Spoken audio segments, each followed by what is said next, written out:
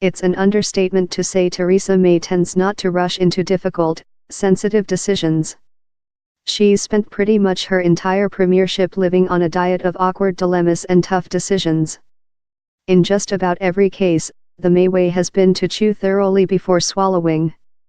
Just now she's having to chew over two tough decisions. Will she join military strikes against the forces of the Assad regime in Syria, her first decision to attack another sovereign state, and, secondly, will she seek parliamentary approval in advance?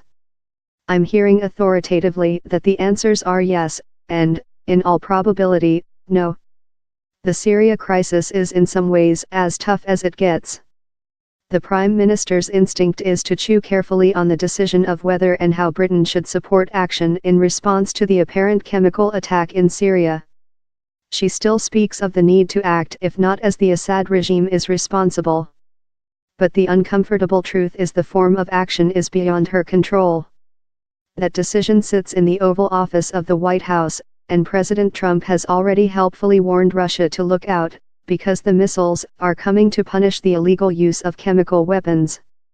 There's no serious doubt Theresa May wants Britain to be involved in any military action. She as good as said as much today when she spoke about the need to prevent and deter any future chemical attack in Syria, which clearly implied punishment.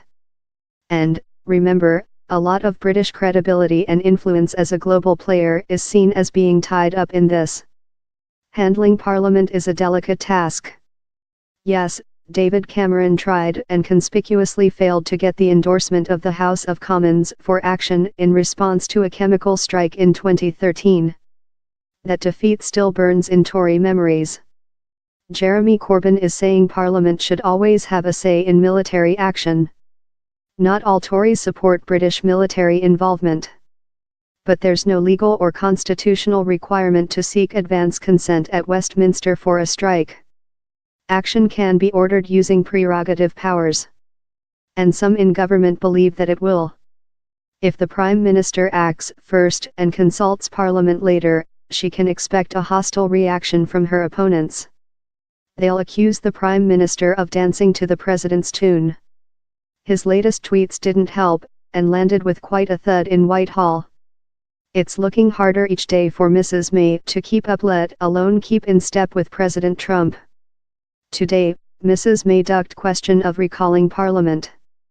But I'm picking up the sense inside government that Mrs. May just see consulting Parliament, in advance of action, as a luxury she can't afford.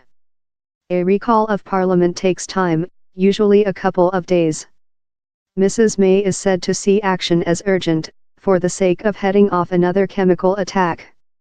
And, though I doubt she'd put it like this, she's thought by some insiders to be reluctant to ask her ally in the White House to hold off while she squares opinion at Westminster.